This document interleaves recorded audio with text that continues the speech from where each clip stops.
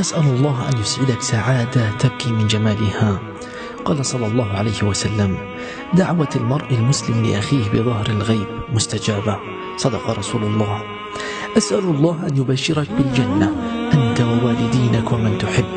أسأل الله لك مفاجأة جميلة لا يسع قلبك تصديقها وتدمع عينك عند سماعها.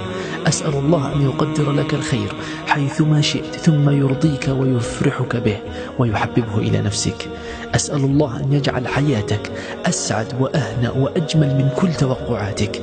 أسأل الله أن يكتب لك في أيامك القادمة فرحة تتغير بها مجرى حياتك. أسأل الله أن يسعدك ثم يسعدك ثم يسعدك سعادة حتى تبلغ منتهاها.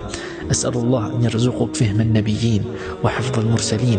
أسأل الله أن يرزقك النجاح في الحياة والعمل والدراسة. أسألك اللهم بقدرتك التي حفظت بها يونس في بطن الحوت ورحمتك التي شفيت بها أيوب بعد الابتلاء يا رب العالمين ألا تبقي لنا هما ولا ضيقا ولا حزنا ولا دينا إلا فرجته وقضيته. وقل أيضا: اللهم إنك لا تحمل نفسا فوق طاقتها فلا تحملني من كرب الدنيا والحياة ما لا طاقة لي به، وباعد بيني وبين مصائب الدنيا.